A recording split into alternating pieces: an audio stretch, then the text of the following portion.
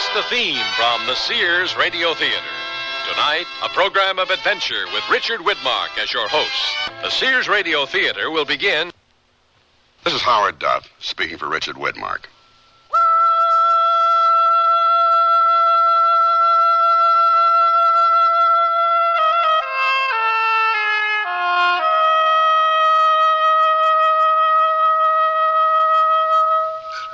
The tomb of King Tutankhamun was first discovered in 1922. He had lain silent and undisturbed for thousands of years, and when at last his private domain was intruded upon, he yielded up a vast wealth of riches. There were golden objects, drinking chalices, necklaces, bracelets, and jewels. Jewels beyond belief, and something many people chose to overlook: a curse. A year later, another tomb was discovered. The tomb of Princess Chiestry, a member of one of the first ruling families of Egypt. The whereabouts of her tomb had been known before, but no man had ever dared to investigate it.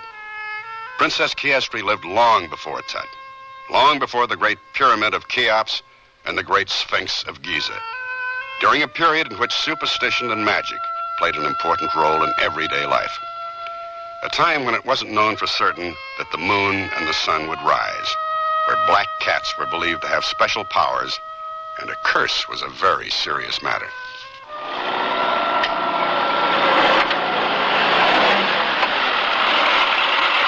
What are we stopping for? I don't see anything. We're here. Well, I don't see any tomb. Come on, follow me. It's just over this mound. Here's the entrance. You mean it's underground? I thought there'd be a pyramid. They didn't build pyramids then. Well, are you going in or not? Oh, we're going. Yeah, but if there's really a curse... How many times do I have to tell you? It's just to scare people away. It's perfectly safe. This tomb has been here for thousands of years. Now, bring your flashlight. Let's go. Oh, all right.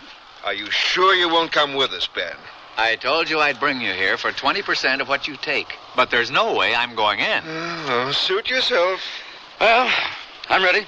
Let's get started.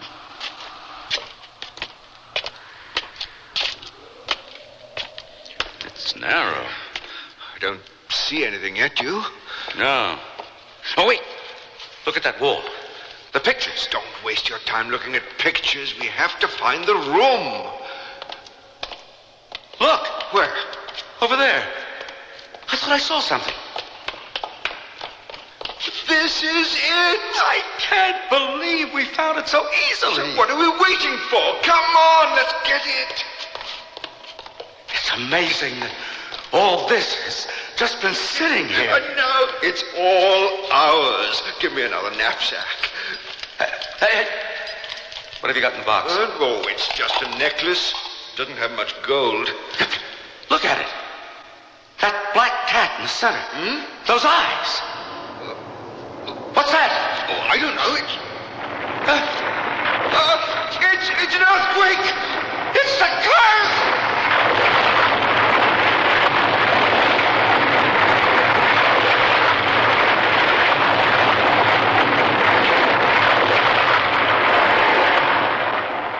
And that's only the beginning of our story.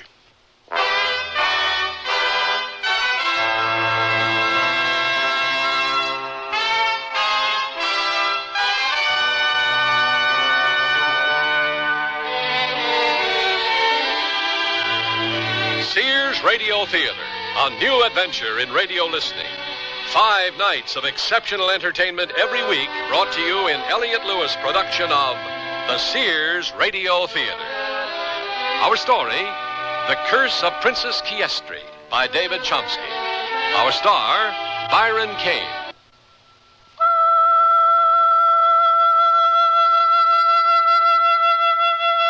Because of the number of freak accidents and deaths associated with the excavation of Princess Chiestry's tomb, the government soon found it impossible to find anyone willing to work on the project. They all feared the curse. The excavation was halted and the tomb sealed, but not before many of the treasures had been removed.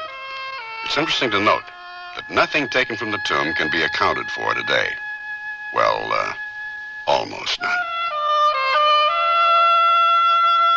It was the morning of my 5th wedding anniversary, and like most women, Nancy thought I'd forgotten. I spent a few extra minutes in the bathroom just to let her stew a bit before I went down to breakfast. Who would have thought this anniversary was the beginning of the end? Morning, honey. Good morning. Yeah, that bacon smells good. Well, sit down. It'll be ready soon. I poured your coffee. I'm starving. I'll have some toast, but not too much jam. It's not good for you. So, what's going on at school today? Is that all you have to say? Why? Oh, nothing. I just thought you'd... Oh, never mind. I was just wondering what you'd be teaching those bright minds in the 5th grade today. The Civil War. And here's your bacon and eggs. Civil War all in one day? No, we're just starting. What are you up to? Me? I'm not up to anything. Yes, you are. Now, what is it? Oh, it's nothing. Kevin. By the way, we don't have any plans for tonight, do we? No. Good, because I want to ask the Randalls over. Kevin! Okay, I'm kidding. You know I wouldn't forget. I'm going to take you out to dinner and make this anniversary better than last year. Oh, where are you going to take me? Not surprised. Oh, come on. All right. We are going to go to that very exclusive, very new, and very chic... The new French restaurant that just opened? Ah, oui, madame. I had to make those reservations quite a while ago. Oh, goodness me. Look at the time. I will be late for work. Now, give me a kiss. Mwah! Au revoir, ma chère. I will catch you later.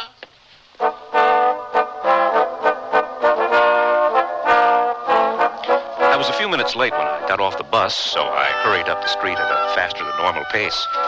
When I walked into the office, the girls were busy typing their hearts away. Morning, Brenda. Sherry. Kevin! Morning, Roger. Do you have the McDaniels report? Sure. Got it right here. Good. Why don't you step in my office? You want some coffee? No, thanks. What do you want to see the report for? Kevin. What? How long have I known you? Ooh, long time. I can't believe you've been married for 5 years today. Congratulations. Are you checking up on me? Well, when you take the only girl I ever wanted. Oh, who you kidding? You've always had more girlfriends than I can ever remember. But there's only one Nancy. I think it's great. Really. Thank you. What did you get her? Well, I saw this necklace in that jewelry shop around the corner. You mean you didn't actually buy it yet? No. Well, what are you going to do if they sell it? That's a small shop. I'm sure they don't have a large stock. Oh, don't worry about it. I'm not. Hey, take it from me. Don't ever disappoint a lady. They never forget. I'm not going to forget. Why are you buying something from such a small shop? Well, he's got some nice things. Oh, it's junk. You're not going to find anything nice in there. Half of it's secondhand anyway. Oh, maybe so. But you ought to see this necklace. Well, it doesn't matter. You can't give her something cheap. She's not going to care how much it costs. She may not say so, but trust me, don't get her anything cheap. Well, don't worry about it, Roger. Besides, it really doesn't matter. The nice thing is the pendant. It's a cat. A cat? A black cat. I don't know what kind of stone it's carved out of, but it's got 2 emeralds for eyes. Nancy's going to love it. You know how she's crazy about cats. That's why I'm getting it for her. Well, check it out. Some of these small shops will really take you. Now, I want to go over the report with you. Mr. Flanders wants it this afternoon. So I guess that means you might even get out of here early. Is that your present to me? Could be. But Mr. Flanders might have other plans. Now, let's have a look at the report.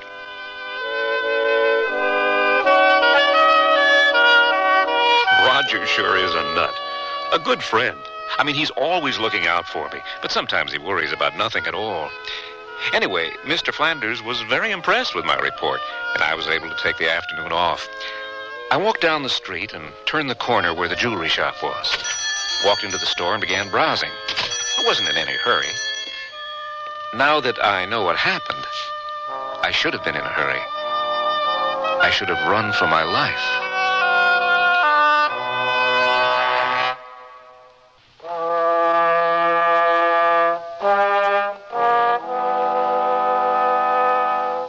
Browsing, young Kevin called it.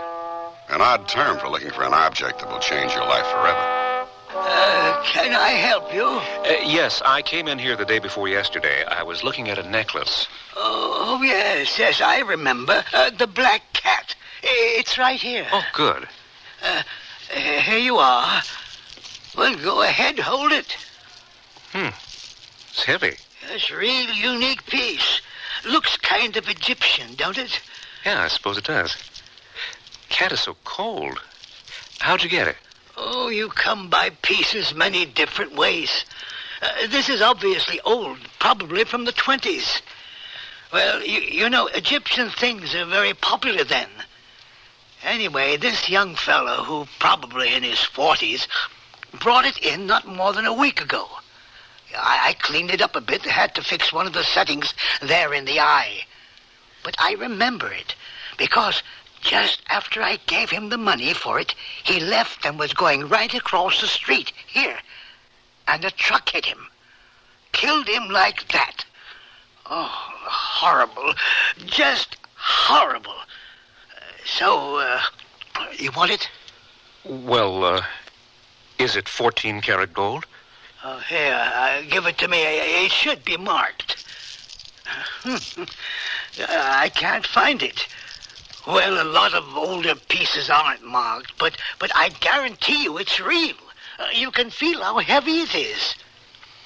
But look, if you don't want it, I'm not going to twist your arm. I'll just put it back. Oh, no. I'll take it. Here, let me write you a check.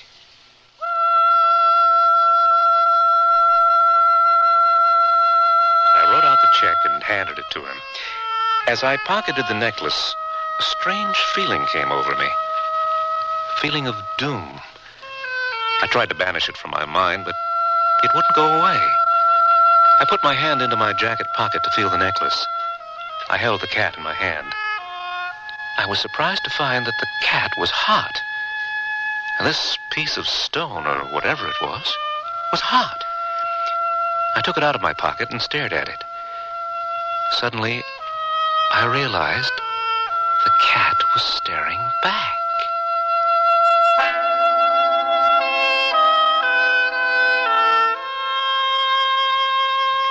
By the time I reached home, I'd put all thoughts of the cat out of my mind. I was looking forward to dinner at this new restaurant with Nancy. I was planning on giving her the necklace during dinner. She looked absolutely beautiful as we entered the restaurant. I love this place. Thank you for bringing me here. More champagne? Oh, I'd love some. And now a toast to the most beautiful girl in the world. And to me, the luckiest man to have married her. Oh, not too fast. I know. I remember what happened last time. And now I have a little surprise. What? Here you go. Now, what could be in this box? Oh, you broke it. Oh, no. Did I? No. Go ahead and open it. Oh, Kevin. It's beautiful. Do you like it? I love it. It's heavy.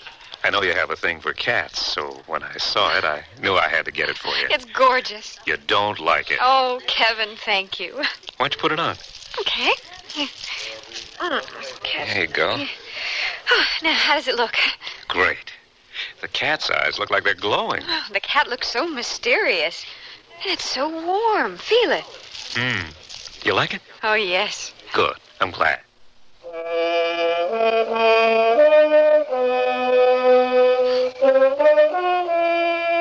We got home at a relatively decent hour. After all, we both had to work the next day. The evening had been a total success, except perhaps I'd had just a bit too much to drink. And as soon as we got into bed, I fell into a deep sleep.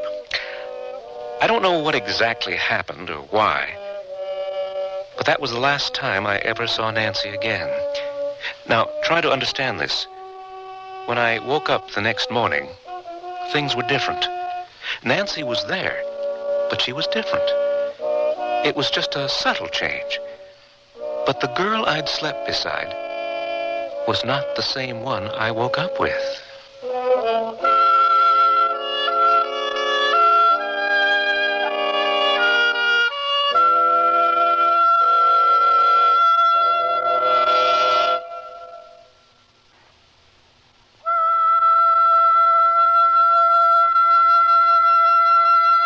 Stone cat with emerald green eyes that stare back at you when you look at it. An inanimate piece of stone which goes from cold to hot.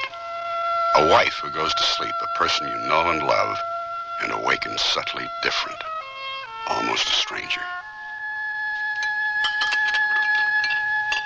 Give me some more jam. You want more jam? Yes. Okay, I'll get it. You sure you want more jam? Didn't you hear me the first time? Here you go. Thank you. Honey, you're not telling me something. Like what? Like you're pregnant? Now, don't be stupid. Of course I'm not pregnant. I just thought I'd ask. You don't have to bite my head off. Didn't you sleep well? No, I didn't. I kept rolling over on the necklace, and it woke me up. You slept with it? The catch was stuck, and I couldn't get it off. Oh, here. Let me try and get it. No! Don't touch it! Don't come near me! Well, I just want to help I you. don't need any help! But if the catch is stuck, I can take it back and get it fixed. Oh, all right. But don't keep it away long. You don't have to get all upset about it. It really is stuck. Did you think I was lying? No, I was just saying that... Sure. Okay. Okay, here. I got it. I'll drop this off on my way to the office. I'm sorry. I didn't mean to yell. It's okay. Hey, look, there's a red mark on your chest where the cat was hanging. Probably from sleeping on it. Hey, you're going to be late for work. You're right. I'll see you tonight. Try not to be late. I'm making your favorite. I won't be.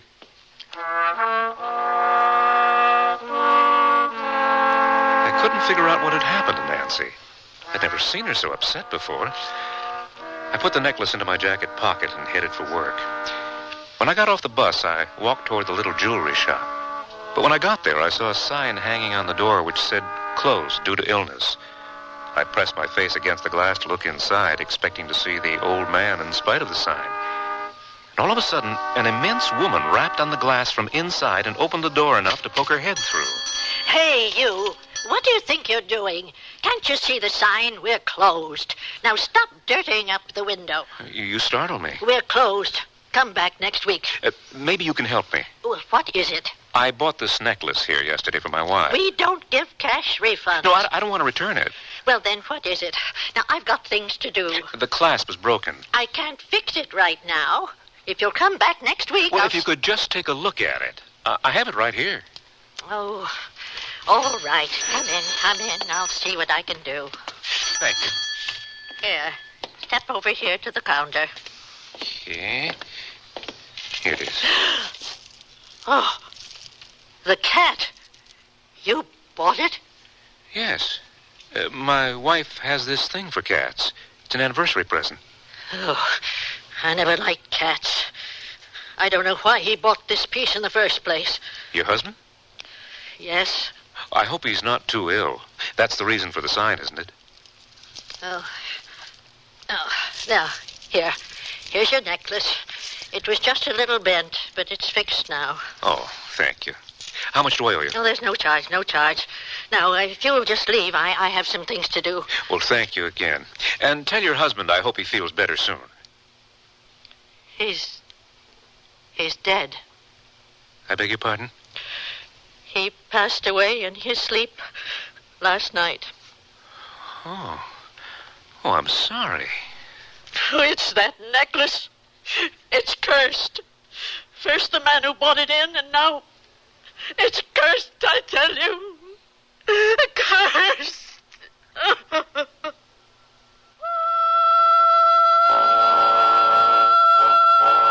I left the shop in a state of numbness. If I'd had any idea the poor woman's husband had died, I never would have insisted that she look at the necklace. And then for her to call it cursed. I walked up the block to my office. I tried not to think about the woman, and by the time I got into the building, I was in a much better frame of mind. It didn't last long, however, because there was a message waiting for me that my wife was in the hospital. Kevin Coleman? Yes. Where's my wife? What happened? Please sit down. I'm Dr. Smith. I hope I haven't kept you waiting long. No. Perhaps you might be able to help me out a little. Why is my wife here in the hospital? Your wife was brought here by paramedics. Mrs. Randall called them. Yes, she's a next-door neighbor. It seems she was having coffee with your wife when, according to Mrs. Randall, your wife, Nancy, suddenly stood up very straight, looked ahead with a vacant stare, and then collapsed. Oh. Your neighbor immediately phoned the paramedics. Now, tell me, has your wife had any fainting spells before? No. Mr. Coleman, your wife is conscious, but she's in a catatonic state. What? She doesn't respond to questions. She won't or can't speak. She hasn't had any kind of stroke that would cause this. Quite frankly, I'm at a loss. I'd like to keep her here to run some more tests. Yes, all right. Do whatever you have to do. When can I see her? In a few minutes. Oh, thank you.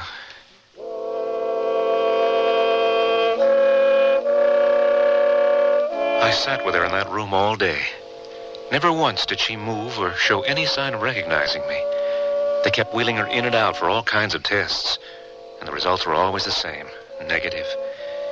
By 8 o'clock that evening, there was still no change. The doctor told me to leave, but I just couldn't go home. Instead, I went over to see Roger. Kevin, what are you doing here? I just wanted to talk to someone. Can I come in? Sure, come on.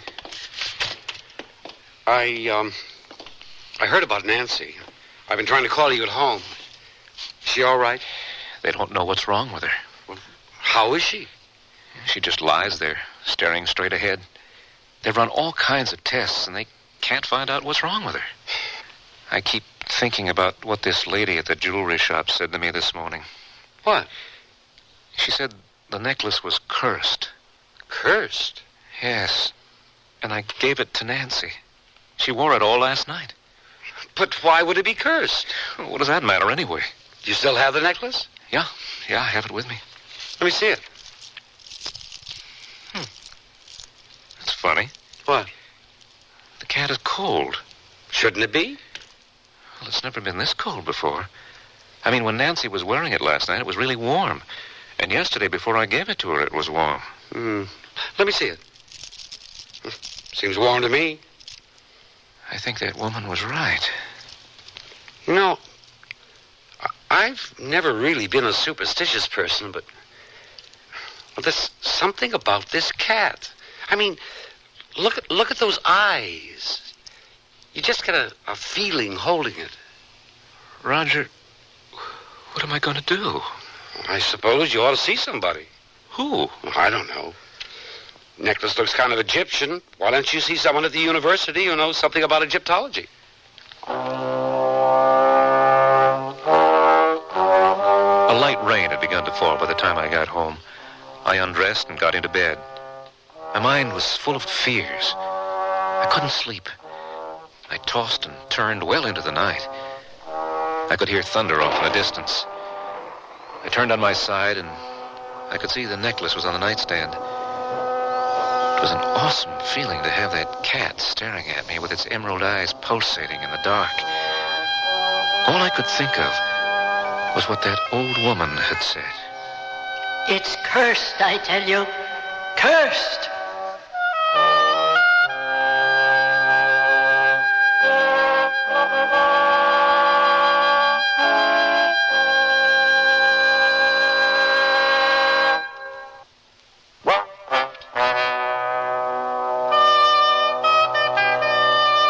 Duff again with the concluding act of The Curse of Princess Chiestry.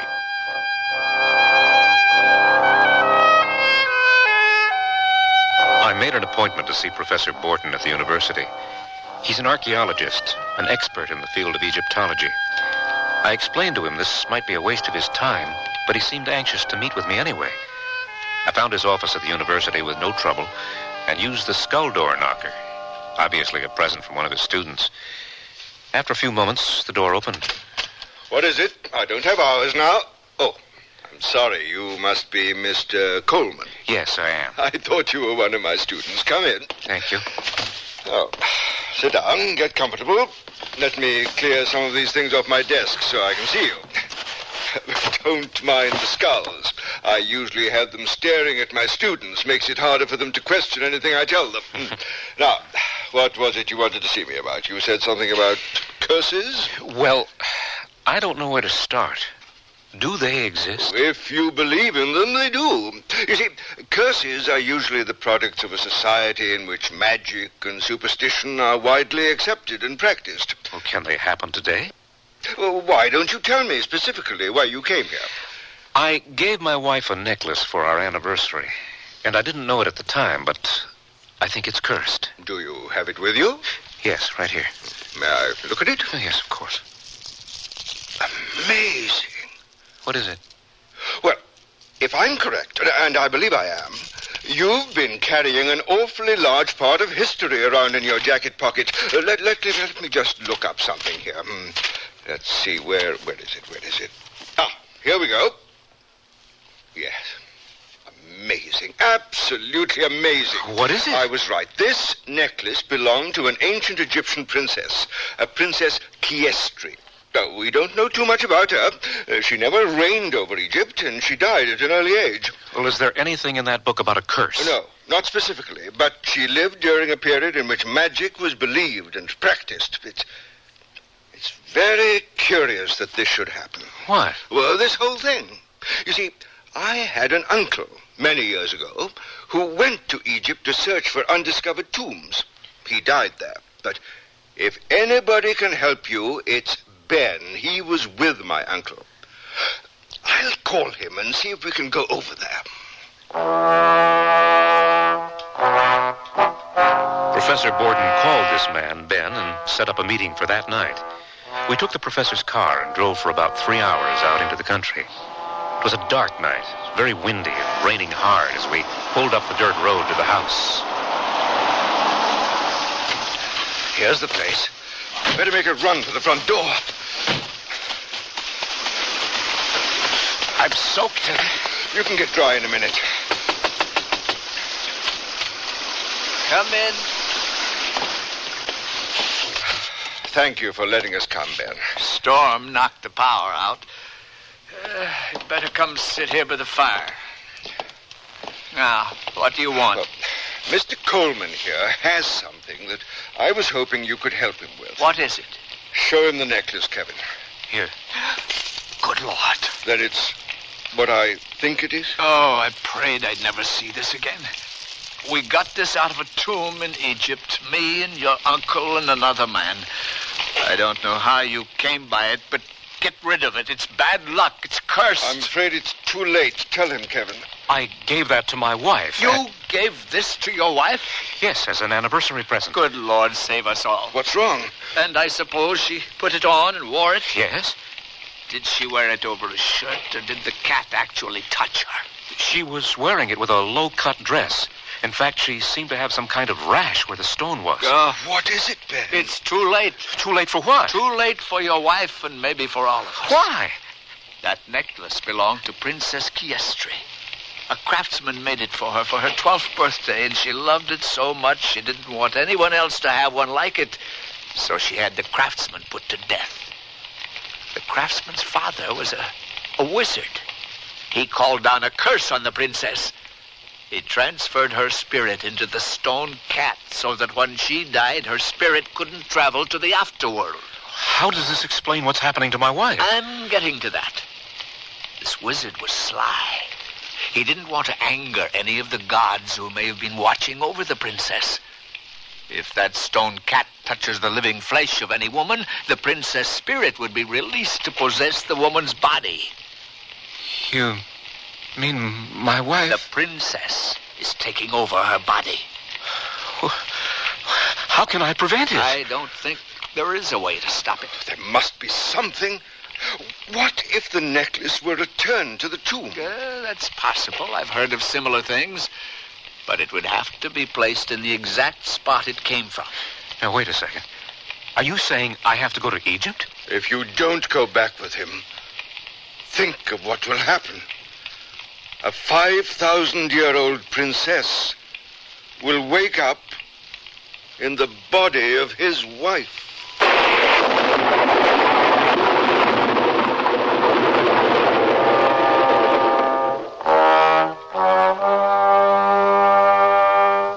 I had no choice.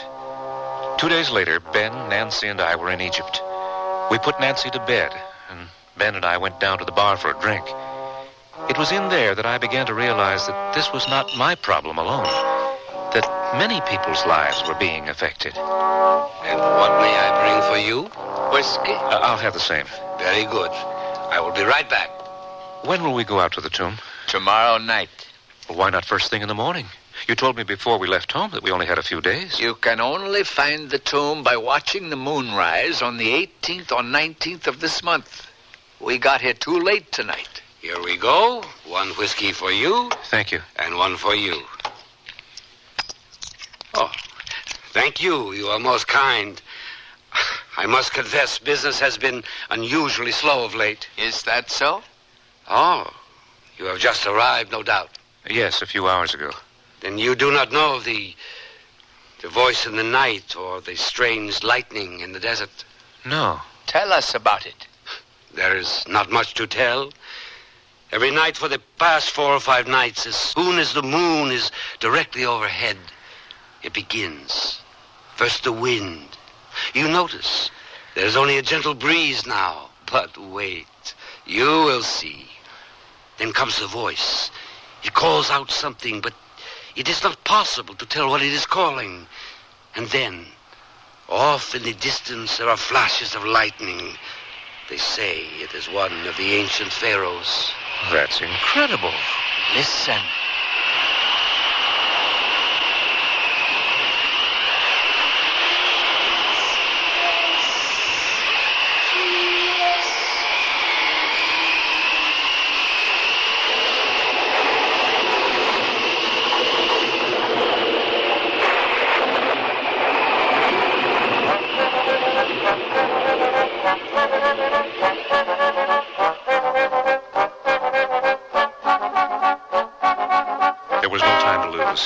The transference could happen at any time.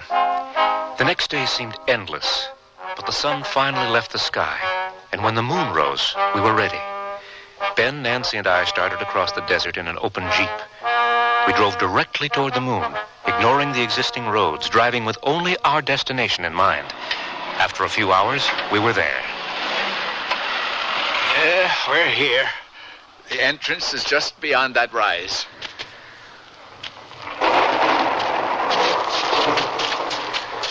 Over here. I'm coming. I have to carry her. Let me help you. We can put her here. Well, the entrance is sealed. There's no way to get in. Maybe if we just leave the necklace here. No, that won't be good enough. We have to get inside. Look, Nancy's walking. We'll follow her. She's moving that rock. Why, it's another entrance. How did she know it was there? The princess. Has it happened yet? Is she? No, I don't think so. Come, let's follow her inside.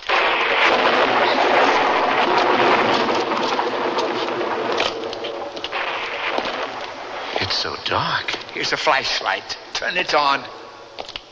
My God. I never really believed it would look like this. She's moving ahead. We can't lose sight of her. How much deeper do we have to go? The antechamber shouldn't be too much farther. She's stopping. Yes. It looks like there's been a cave-in. That's the antechamber. Here, help me clear and open it. These rocks are so heavy. I don't see how they could have built this. Well, at least this one's light. What's the matter? It was a skull. Pay no attention to it. I'm almost there. Where's Nancy? She's moving down the corridor. All right. Give me the necklace and stay with her. I'll follow you after I put this inside. But Don't argue. You can't lose sight of her. There are hundreds of secret passages. Now, you go with her. I'll be out in a minute. I don't like leaving you alone. I'm fine in here. Go after her now before we lose her. Go!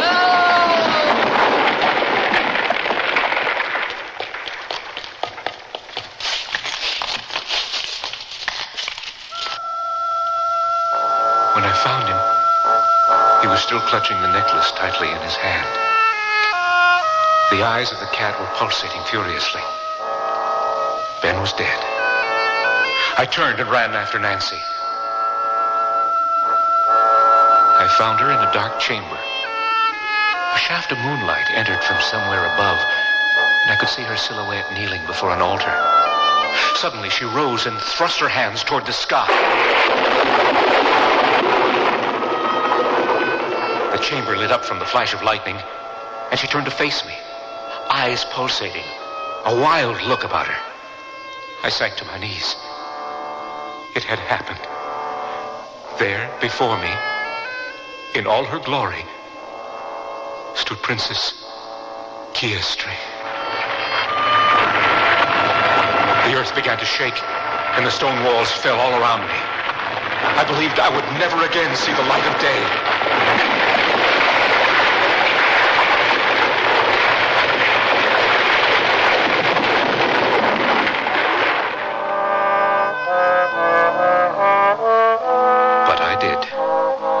Here, and I can only think of one reason why. To serve as a warning. You see, I understand a piece of jewelry, a black cat with green emerald eyes, is floating around somewhere out there. It's appeared in a few jewelry shops that I've heard of, and so I must warn you. Stay away. Stay away from that cat. It's cursed. Believe me. I know.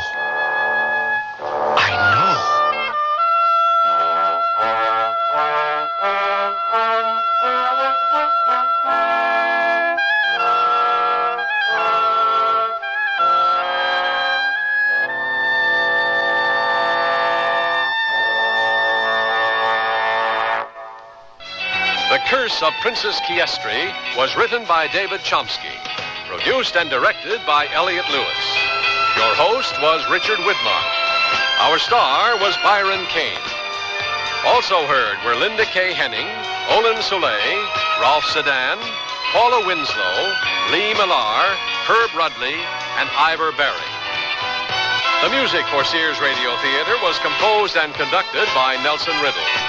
Art Gilmore speaking.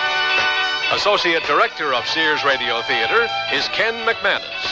Sound effects were created by Bud Tollefson. Joanne Thompson is production supervisor.